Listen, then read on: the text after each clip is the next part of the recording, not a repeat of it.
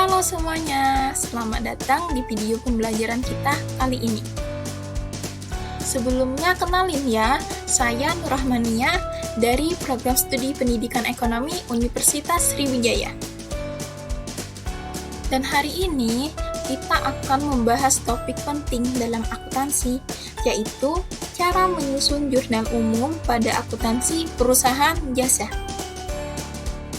Sebelum kita mulai, kalian harus tahu dulu nih tujuan pembelajaran kita kali ini.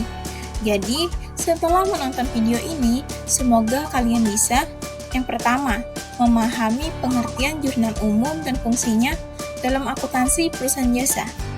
Yang kedua, dapat mengidentifikasi transaksi yang dicatat dalam jurnal umum dengan tepat.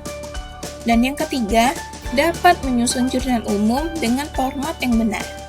Nah, setelah tahu tujuan pembelajaran kita kali ini, pastinya kalian udah siap dong buat belajar. Yuk, langsung aja kita mulai.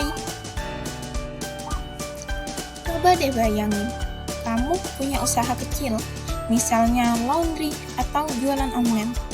Setiap hari ada uang masuk dan keluar untuk membeli perlengkapan, bayar listrik, atau menerima pembayaran dari pelanggan.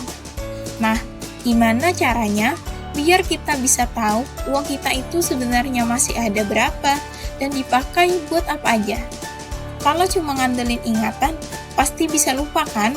Nah, disinilah peran jurnal umum itu dibutuhkan. Jadi, apa sih yang dimaksud dengan jurnal umum itu?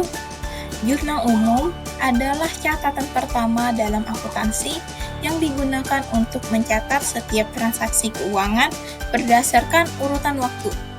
Sederhananya, jurnal umum itu ibarat buku harian bagi perusahaan. Semua transaksi dicatat rapi dan berurutan supaya mudah dilacak. Fungsinya apa?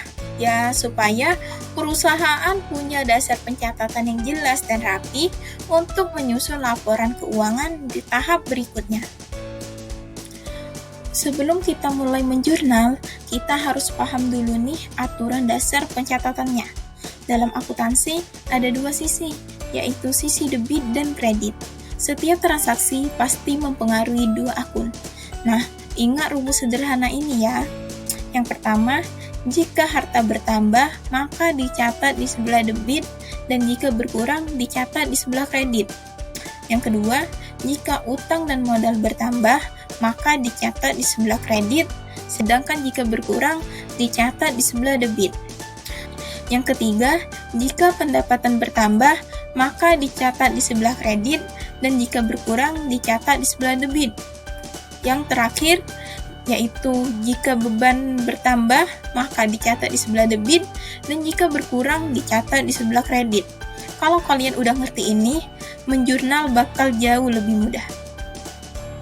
Selanjutnya, ayo kita lihat bagaimana format jurnal umum. Ada beberapa kolom penting yang wajib kamu isi. Yang pertama ada tanggal transaksi, yang kedua ada keterangan, yang ketiga referensi, lalu kolom debit dan kredit. Prinsipnya simple banget, yaitu jumlah debit dan kredit harus selalu sama atau balance.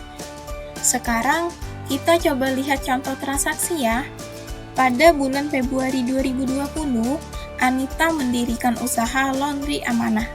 Selama bulan Februari, terjadi beberapa transaksi.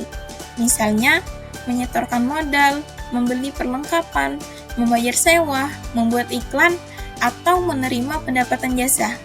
Nah, bagaimana cara kita untuk mencatat transaksi-transaksi ini ke dalam jurnal umum?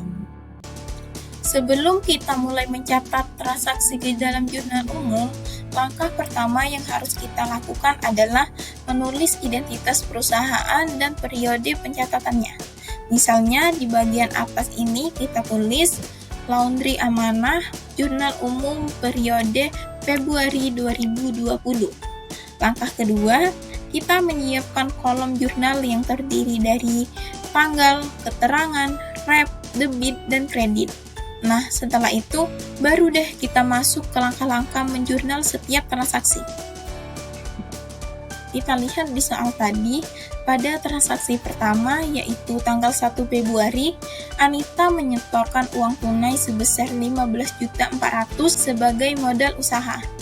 Artinya, kasnya bertambah kita letakkan di debit, dan modal bertambah kita letakkan di kredit sebesar 15.400.000. Transaksi kedua, pada tanggal 3 Februari, Anita membeli perlengkapan sebesar 3.300.000 secara tunai.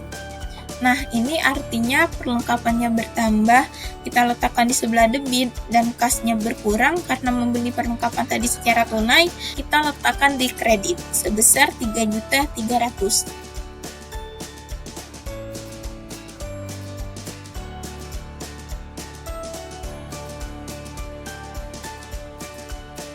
Transaksi ketiga yaitu pada tanggal 4 Februari, Anita membayar sewa kios sebesar 3.600.000 untuk masa 3 bulan. Pembayaran ini termasuk beban sewa, berarti bebannya bertambah dan kasnya berkurang. Kita catat beban sewa bertambah 3.600.000 di sebelah debit dan kas berkurang 3.600.000 di sebelah kredit.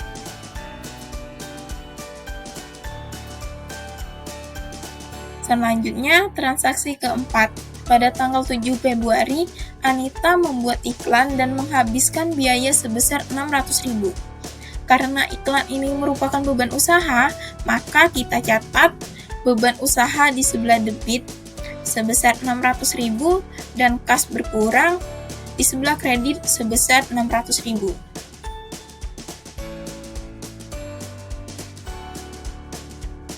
Begitupun pencatatannya sampai transaksi terakhir pada tanggal 28 Februari. Kalau semua transaksi sudah dicatat, kita akan menjumlahkan kolom sisi debit dan kredit dari tanggal 1 sampai 28 Februari. Dan hasilnya akan terlihat seperti ini. Total sisi dan debitnya harus seimbang, yaitu 36.600.000. Nah, inilah Jurnal Umum Laundry Amanah bulan Februari 2020. Hasil jurnal umum ini langsung dapat digunakan untuk menyusun buku besar atau laporan keuangan berikutnya. Nah, karena tadi kita udah selesai ngejurnal bareng, jadi pembelajaran kita hari ini udah selesai. Dari pembahasan tadi, kita dapat menyimpulkan bahwa jurnal umum adalah langkah awal dalam proses akuntansi. Setiap transaksi dicatat berpasangan, yaitu debit dan kredit. Pencatatan yang benar akan mempermudah penyusunan laporan keuangan. Jadi, jurnal umum itu adalah dasar penting dari seluruh sistem akuntansi. Terima kasih sudah menyimak video ini sampai akhir. Semoga setelah menonton video ini, kalian makin paham cara menyusun jurnal umum dengan benar. Jangan lupa latihan, karena makin sering menjurnal, makin lancar akuntansinya. Jangan lupa kunjungi juga blog saya di Aksara Harsaku untuk baca materi lengkapnya. Sampai jumpa di video pembelajaran berikutnya. Dadah!